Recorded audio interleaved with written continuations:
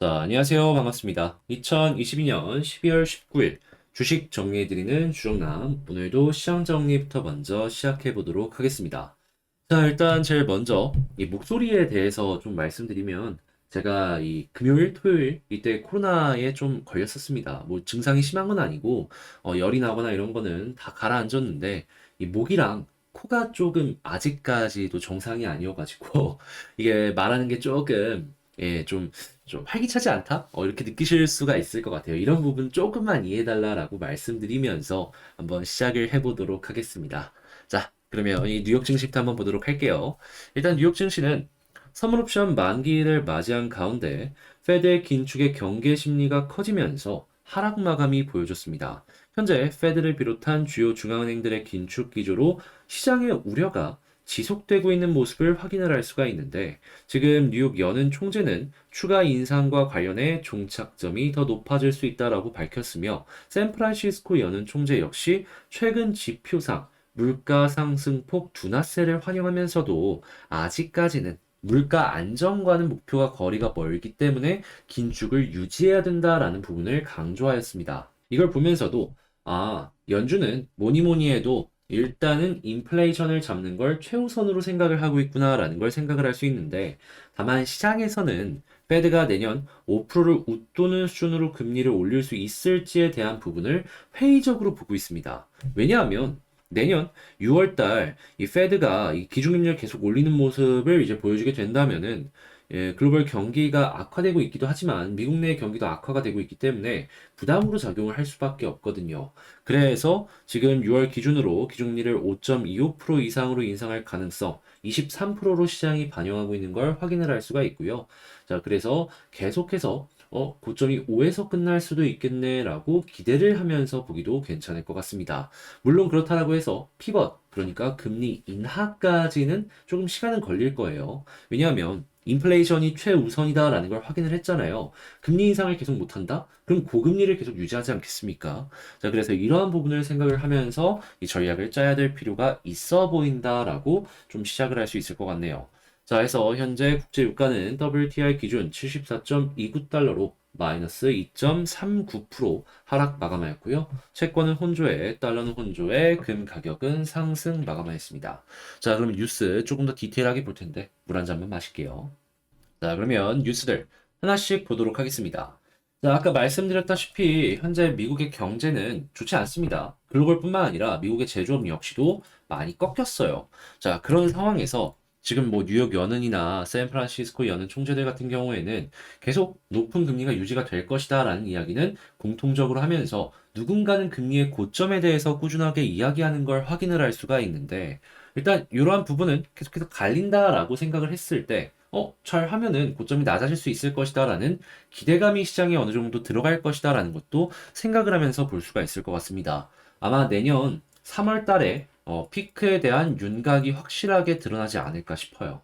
자, 그래서 현재 이제 아무래도 고점에 대한 부분이 낮아질 수 있다. 이러한 기대감이 계속 보여지다 보니까 달러의 변동성이 생각보다 크지 않았다라는 걸 확인을 할 수가 있어서 요거는 국내 증시에도 나름 긍정적이었다라고 생각을 해볼 수 있을 것 같고요.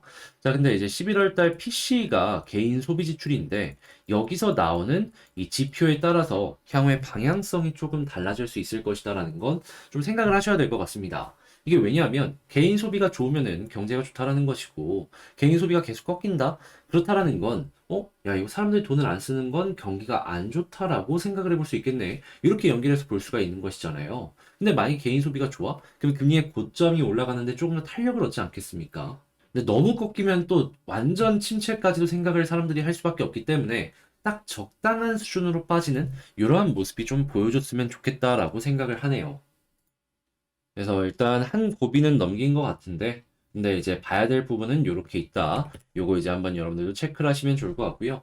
유럽 같은 경우에는 안 좋습니다. 예, 그냥 안 좋아요, 유럽은. 금리 올리는데도 불구하고 이 물가가 전혀 안 잡히고 있죠. 이런 상황이라면 미국이 괜찮아지더라도 유럽이 계속해서 문제되는 모습을 보여줄 것 같고 잘하면 화약고가 될 수도 있습니다. 유럽은 예전부터 이 뭐 좀비 국가니 뭐니 해가지고 문제되는 이 유로존 국가가 많았잖아요. 그렇기 때문에 무조건 봐야 될 것 같습니다. 시장에 어떠한 영향을 줄지는 모르고 만약에 준다라고 하면은 안 좋은 거겠죠, 당연히. 그래서 이제 미국은 그나마 조금 기대를 할 수 있는 부분이 있는데 유럽 같은 경우에는 쉽지 않다. 이렇게 보고요. 한국 같은 경우에도 뭐 그나마 이제 금리의 고점을 좀 낮추겠다라고 이야기를 하고 이 환율 안정도 보여주고 있는 가운데여가지고 어느 정도 숨고르기를 할 수 있다라고는 할 수 있겠지만 지금 뭐 레고랜드발 사태가 계속해서 연결이 되고 있고 그리고 한국의 이 주택 가격 급락이 계속해서 보여질 것이다라는 시그널들이 꾸준하게 보여지고 있기 때문에 이게 부담이 될 수밖에 없어요. 오죽하면은 지금 이 강남과 맞닿은 어떻게 보면 1급지, 1.5급지라고 볼 수 있는 택지도 지금 안 팔리고 있다라는 소식이 들려오고 있죠. 이 정도라면 지방 쪽의 아파트들 같은 경우에는 그대로 그게 다 악성 매물이 될 가능성이 존재를 한다라는 것이죠. 과거에 이 두산 건설이 그 일사 한번 발 잘못 들이밀었다가 그대로 계속 뭐 상장 폐지도 하고, 이 관계사들의 자금 수혈 꾸준하게 받으면서, 자금 지원해준 기업들까지 발목을 잡고 끌어내리는 이런 모습을 많이 보여줬잖아요. 그래서 이 아무래도 유동성 때문에 이 주택이 올라가고 유동성 때문에 주택이 떨어지는 걸 생각을 해보면은 어떻게 보면 하락은 이제 시작일 수 있고 하우스포에 대한 이야기가 나오고 이제 사람들이 계속해서 경매로 집을 넘긴다는 이야기가 나오게 된다면 그때 다시 한번 계단식의 하락이 나오지 않을까. 그리고 아셔야 되는 게 이 변동금리를 선택하신 분들 같은 경우에는 매달 그 금리가 바뀌는 게 아니라 제가 알기로는 6개월에 한 번씩이라고 알고 있는데 자 작년 12월 달 사신 분들 이번 달에 또 금리 바뀌었습니다. 이거는 참 좋지 않네요. 예. 그러다 보니까 우리나라 가계부채가 워낙 높으니 이 피치에서도 높은 가계부채가 위험 부담 요소로 작용을 한다라고 이야기를 하고 있고요. 자, 그리고 지금 반도체 같은 전기전자 같은 경우에도 사람들이 돈을 안 쓰니까 안 팔릴 거 아닙니까? 예, 해서 악화될 것이다라고 예상이 되는 걸 확인을 할 수가 있습니다.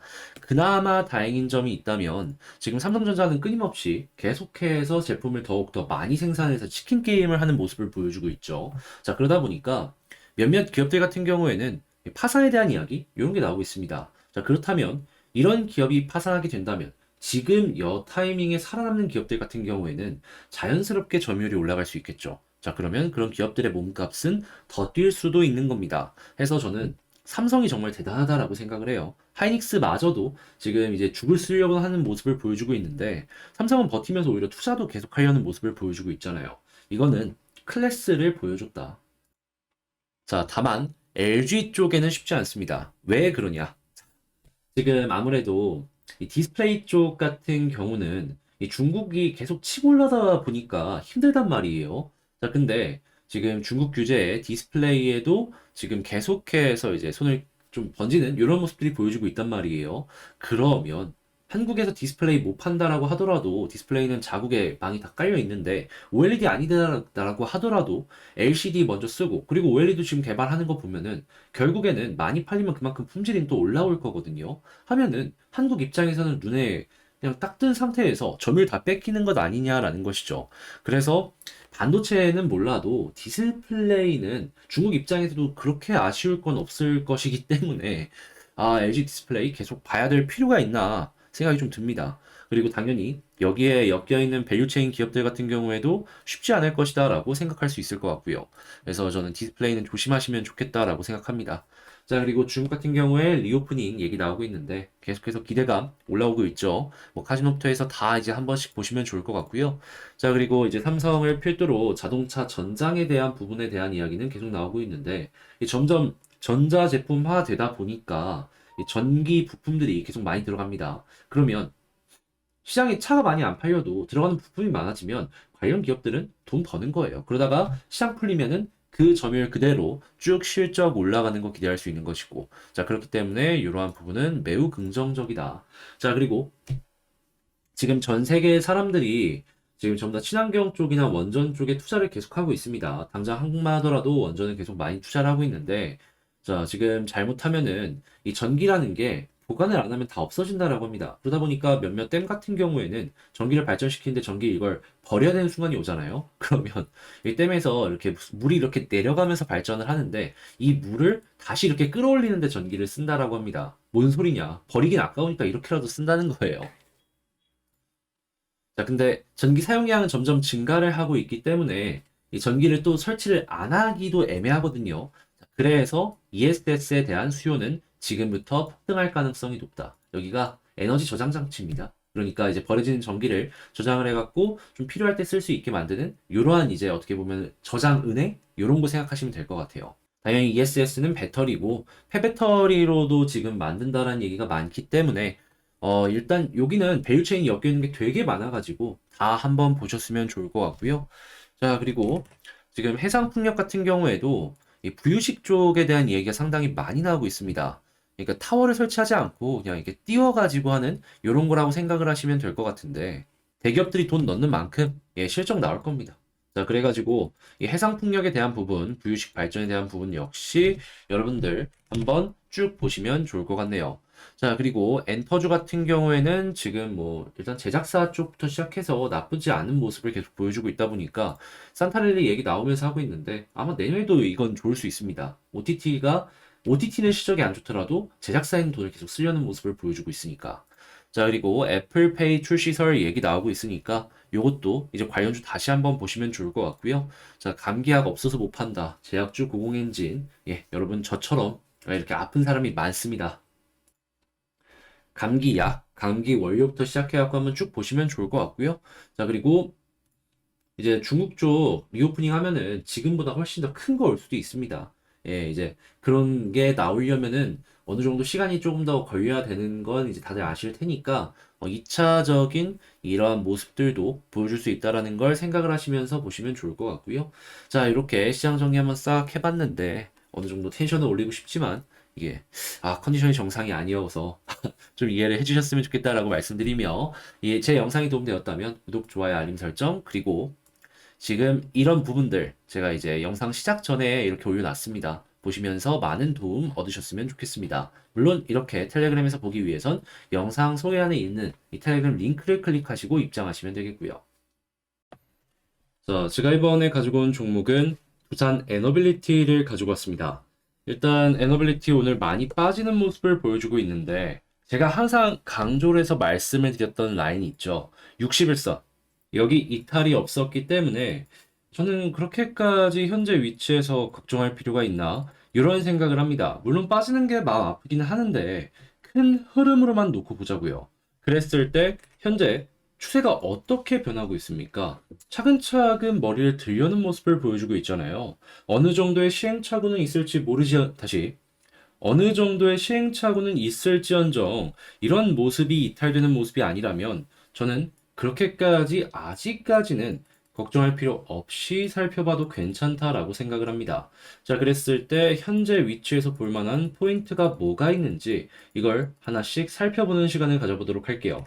자, 일단 제일 먼저 자, 최근에 이 좀 원전에 대해서 국내 쪽 위주로 안 좋은 이야기를 좀 했습니다. 어떤 내용이냐?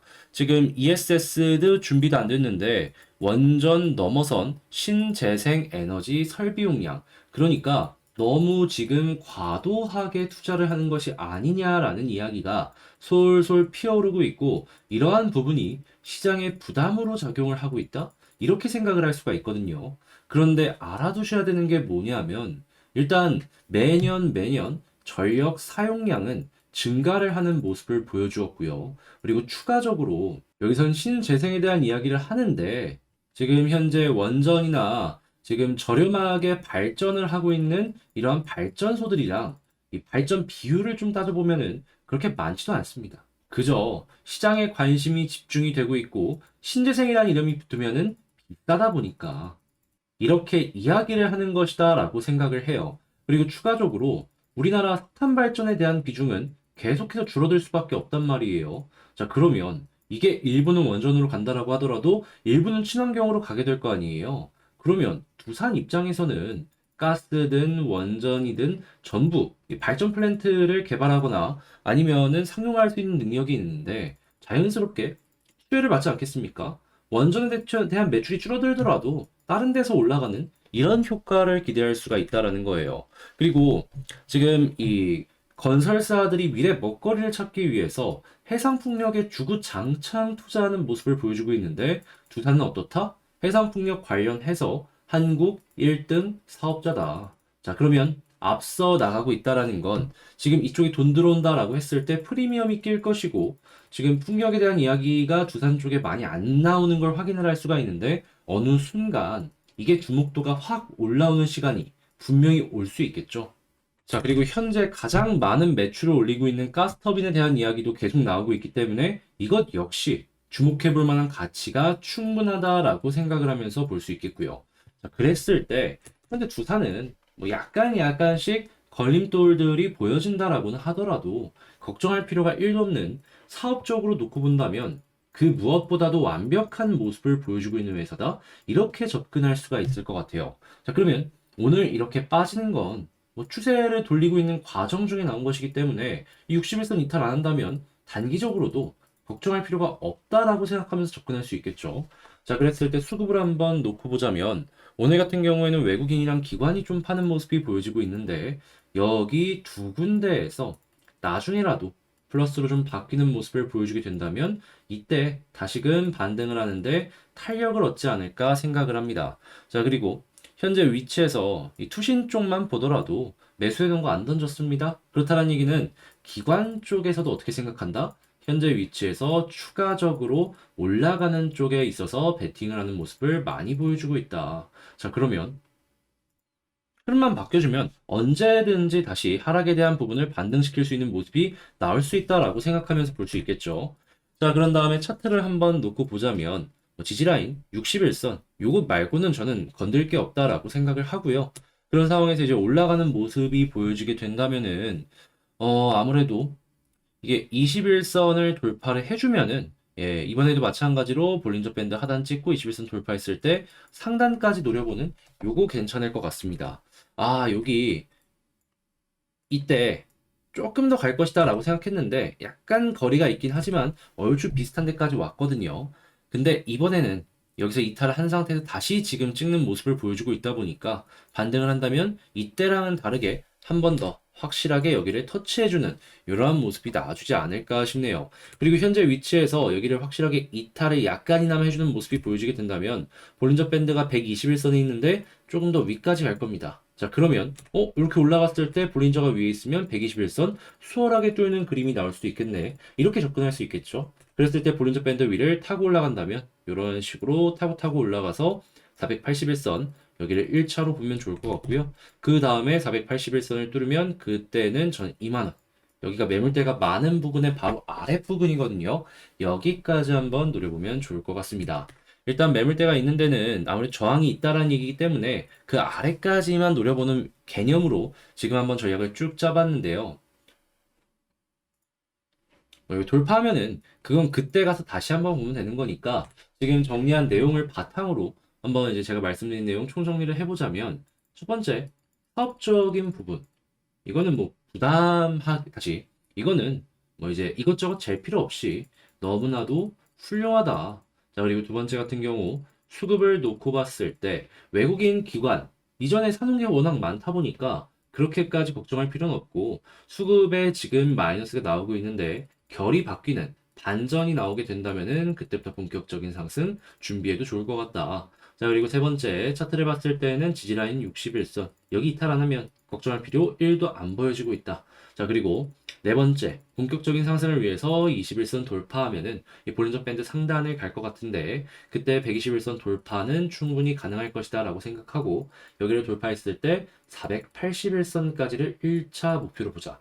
그런 다음에 여기마저 돌파한다면 보다 2만원까지 살펴보면 좋을 것 같다. 이렇게 말씀드리면서 두산에 대해서 정리를 마칠 수 있겠습니다. 자, 이렇게 한번 싹 봐봤는데요. 어떻게 여러분들께 도움이 되었으면 좋겠네요. 도움이 되었다라고 생각을 하신다면 항상 부탁을 드리는 건데 구독, 좋아요, 알림 설정 한 번씩만 부탁을 드리고요. 그리고 이제 제가 여러분들께 공부할 수 있는 내용으로 해가지고 멤버십 이게 공부할 수 있는 걸로 꾸준하게 좋은 거 제공해드리고 있습니다. 이런 거 보시면서 여러분들도 이제 많은 이제 관심이나 아니면 이제 시장이 지금 어떻게 보면 막 흔들리고 있는데 현재 위치에서 우리가 주목할 만한 게 뭐가 있는지 같이 한번 보셨으면 좋을 것 같고요. 자, 이런 부분들 이제 구독협회에 가입하기 있으니까 그곳 한번 보시길 바란다라고 말씀드리면서 마치도록 하겠습니다. 예, 아무래도 제가 지금 목이 가 있는 상황이라 크게 말을 못하고 텐션이 좀 낮아가지고 아, 이거 좀 별로네? 이렇게 하실 수도 있을 것 같은데 이쁘게 봐주셨으면 좋겠고요. 구독, 좋아요, 알림 다시 전 다음에 더 좋은 영상으로 다시 인사드리겠다라고 말씀드리면서 영상 마치도록 하겠습니다. 이상 주식 정리해드리는 주정남이었고요. 오늘도 여러분들 좋은 하루 되셨으면 좋겠네요.